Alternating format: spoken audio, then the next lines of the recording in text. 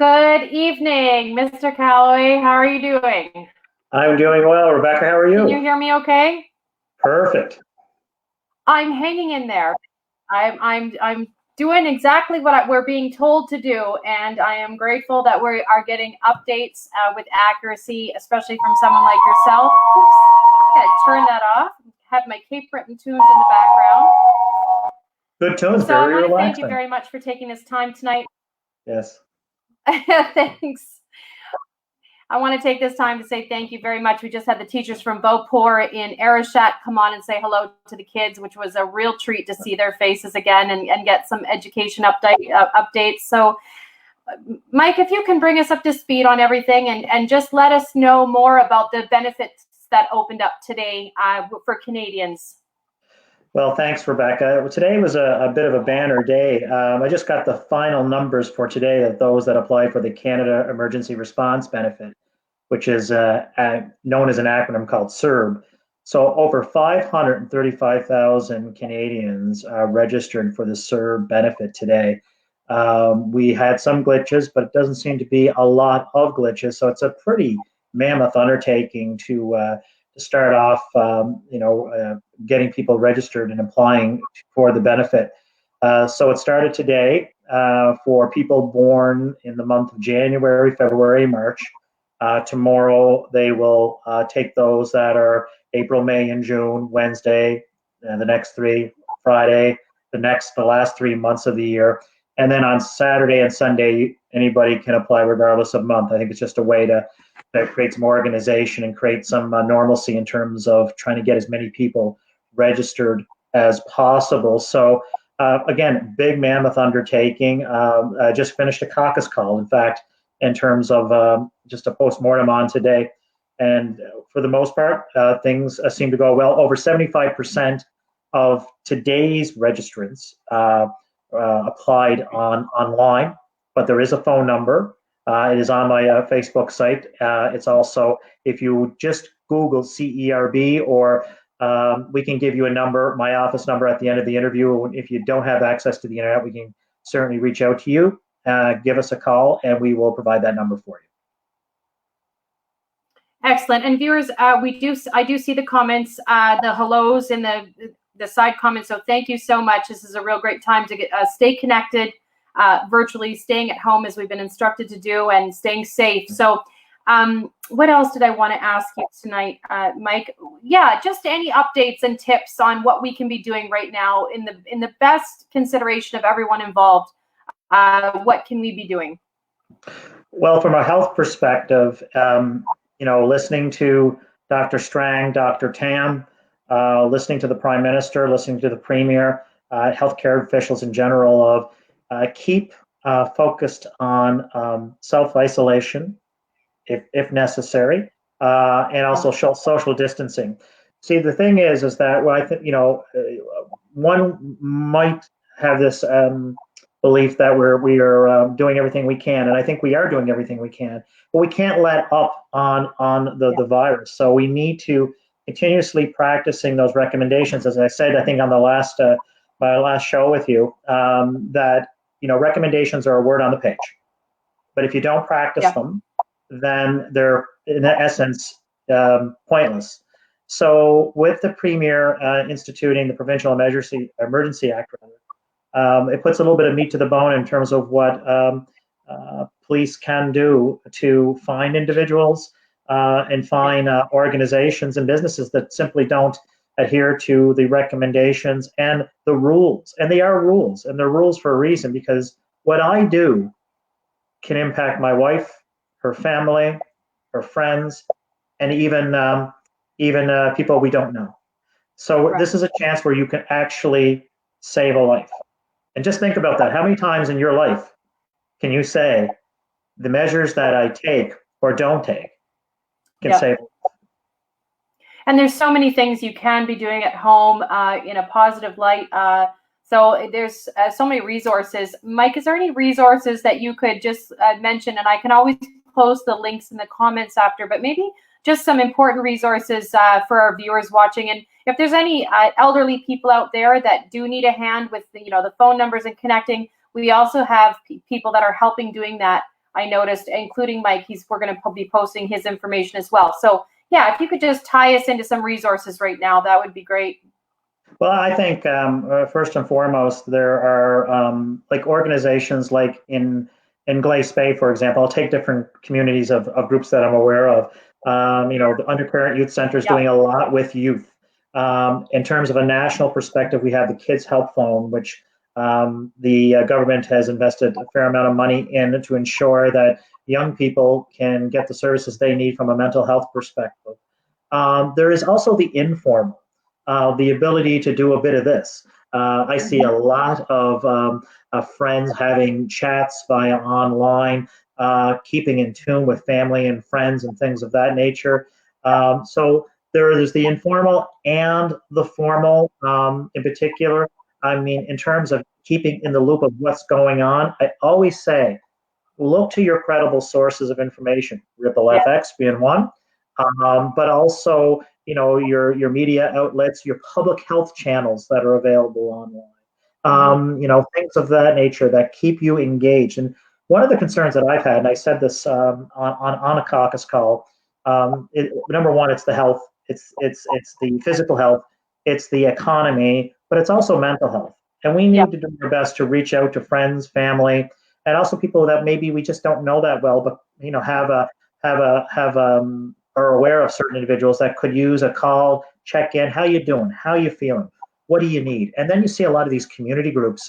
There's a group in Inverness, a group in Richmond, and I forget the group in Canso. But basically, what they're doing is providing a service for seniors who can't leave their home to go get groceries and things of that nature. Yeah. Which keeps me thinking of a particular item I wanted to share with you, Rebecca, with the $9 million that will be invested in the United Way for seniors groups, seniors advocacy groups. This is going to be a key element of creating that connectivity with seniors. So we're going to be looking at the United Way at Cape Breton, which will cover Guysborough. Guysborough was a bit of an area that wasn't served by Antigonish and wasn't served by Cape Breton. And I found out about this last week, and I said, well, what about Guysborough? And so Cape Breton is going to be working with seniors, organizations, advocacy groups in Guysborough, Cape Breton. The United Way of Cape Breton will also be working with Cape Breton groups in all of the municipalities to ensure that they receive some funds to be able to help seniors in their time of need, whether it is for picking up prescriptions, picking up meals, things of that nature. So viewers, I noticed a lot of viewers just tuned in now. Mike was going over in the beginning that you had the better success chance here of getting in with registering. If I heard you correctly, Mike, was that you go by the date, so the months that your birthday is. So mine, I'm November. I'm coming on Thursday, and that's when I'm going to trying to apply. So if you couldn't get in, it was most likely because of your registered birth date, correct? That's correct. That's correct. And so you go by the month. So January, February, March, today, April, May, June, and then so forth and so on. And then on the weekend, anything goes. No matter what month you were born, you can apply online. And one of the things I said in a post on my website today, or Facebook site today, is if you're applying online, just be patient in terms of if you make a mistake on a form, just go back, take it easy. It's all good. There's no mistakes. If you do make a mistake, you can fix that mistake by going back and trying it again. I went online to try it this morning because I like to kind of get my hands dirty on these things, and I found the system to be intuitive in terms of asking me, "Are you self-employed? Are you an employee?" And then that would cue another question and direct me to another particular piece on the page. So by going online, one of the benefits there is that if you can go online, is that if you do this and you combine it with direct deposit, you should get a check within 3 to 5 days. If you go on the telephone, which is equally as good, you'll probably wait about 10 days just because of Canada Post. So it's still, I think a quick pace to get money, basic income. And that's what this emergency benefit is. It looks like EI. Right. But it's not EI. And so it is a best way to look at it. I tell people this, on calls and video conferencing. Look at it as a basic income. And it's an interesting thing how things work out. In the latter part of 2019 and the early part of 2020, I brought the concept of a pilot, a basic income pilot for Cape Breton Canso. And I based it on one that was started during the Kathleen Wynne government and was ended at the Doug Ford government, and also PEI's attempts provincially to have a pilot basic income for all of PEI. So it's interesting that I was advocating for that, and essentially this is a version of a basic income.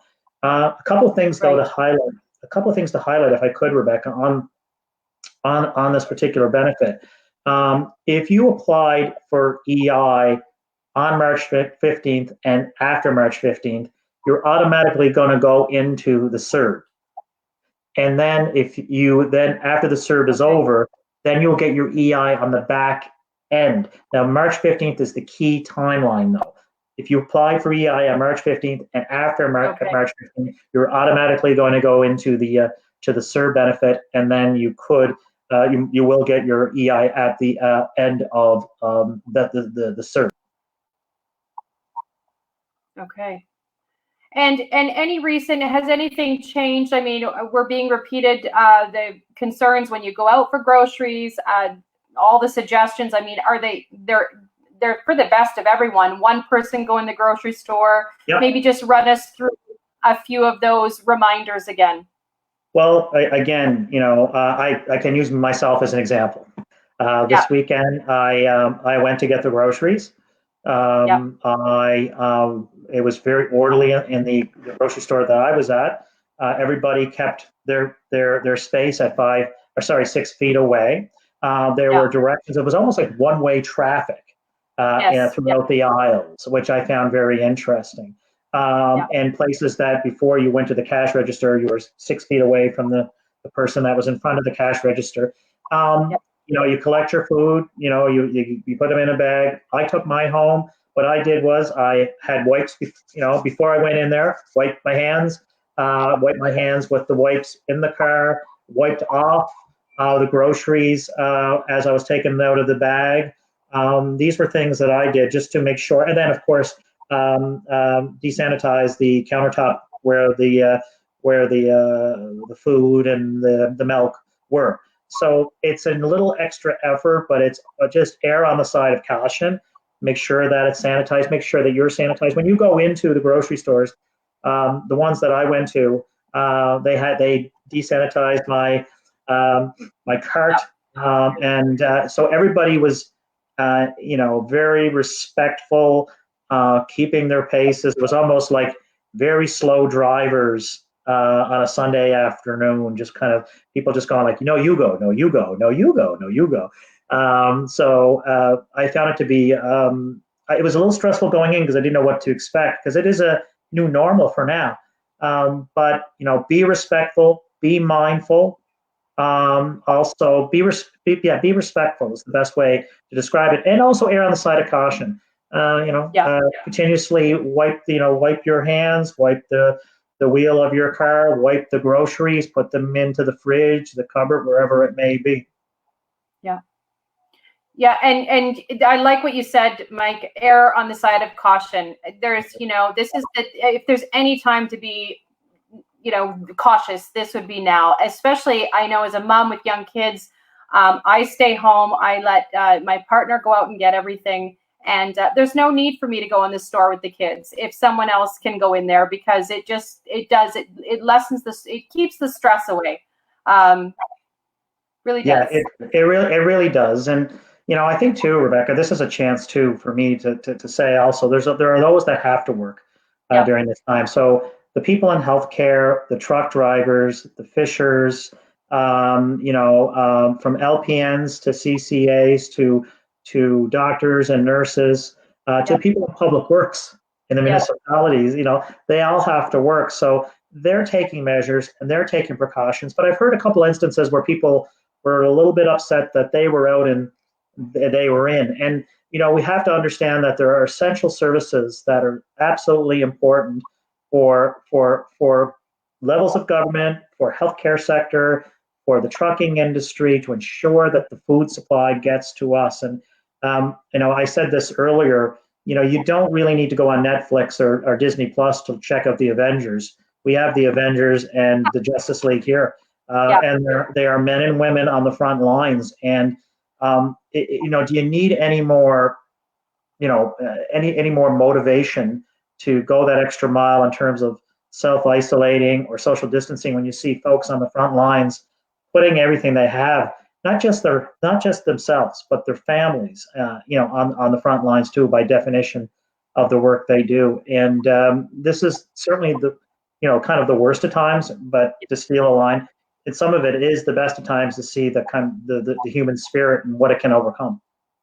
I know we talked before this that if there was any questions that you didn't want to answer, you would just pass by them. One, though, I think you might be able to give some reference to is from Mark Stedman. He says, can you answer some questions about the Small Business Impact Grant?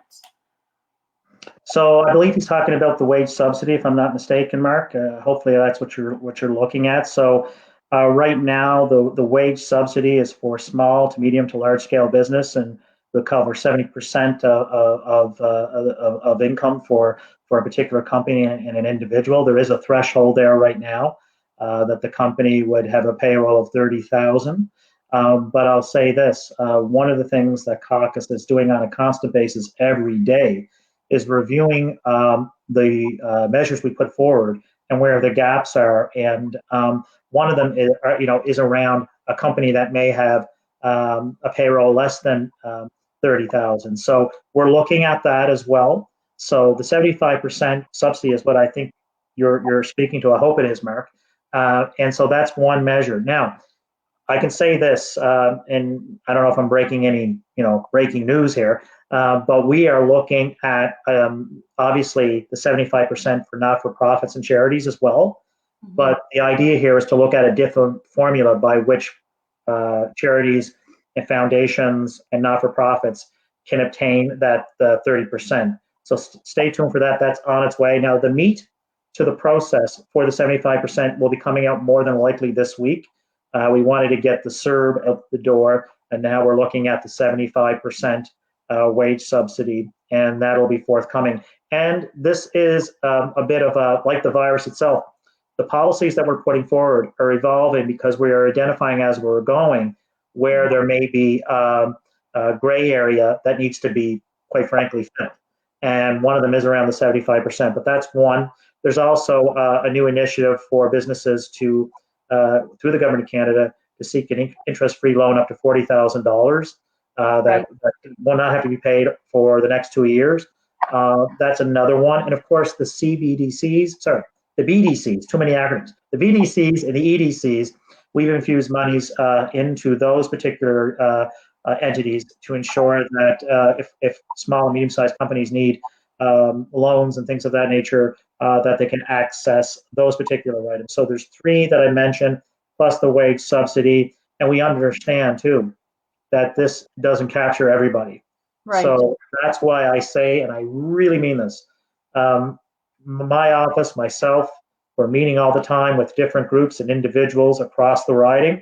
A lot of what came from our briefing note that went into the first stimulus package, our recommendations to Bill Morneau that formed that stimulus package, came from the people of Cape Breton Canso, to the point where the Sunday before the stimulus package was released, we submitted our briefing note, and we did receive a notification from the finance office from someone high up to say, this is really good, great work. And I said, it's not me. Right. It's the people of Cape Breton Canso who are giving me this information. So your ideas, your insight, where you see gaps, let myself and my office know, because I'm meeting with cabinet every single night around 6:30 at night. I've noticed that consistency, Mike, and we really appreciate it. And Mark, I can see that you have some more concerns, and definitely those would be a specific, great to give Mike a call and his office during the day and get a hold of them there. So, Mike, we're just wrapping up the show here. We have about 3 to 4 minutes left. Is there any closing words that you'd like to say to everyone out there? Just a couple of things. Rebecca, thanks for this opportunity. I think we're going to be doing more of these, which is great. I feel like a less talented co-host, so hopefully I'm carrying my end well. But I would say that, again, these are about the first measures to help people in our country, no matter if they're working class, middle class, whatever label we want to put on people, homelessness, it's Canadians in general. And we realize that not one measure is going to solve everything overnight, but what we wanted to do was create a solution by utilizing every government department to have the most immediate impact right out of the gate. And that's where this emergency benefit helps, along with a lot of other items. So we still have work to do, and I need you. I need Cape Breton Canso to inform me so I can inform the cabinet and the government of Canada. I'm so proud of people of Cape Breton Canso. We are a motivated, resilient, and pretty innovative bunch of people, and it's just an honor to serve and an honor to get on the mic when I'm talking to whether it's an MP in Kelowna or cabinet in general and say, I've got some ideas and they come from my constituents. So we're going to continue to be in the trenches with you. Keep well. Follow the recommendations of all public health officials. If you need anything from me and my office, we're here. We're going to be here for you. We're not going anywhere, and we're going to get out of this. We're going to get out of it together. And I wish everyone the best, and just stay well and watch out for your neighbor.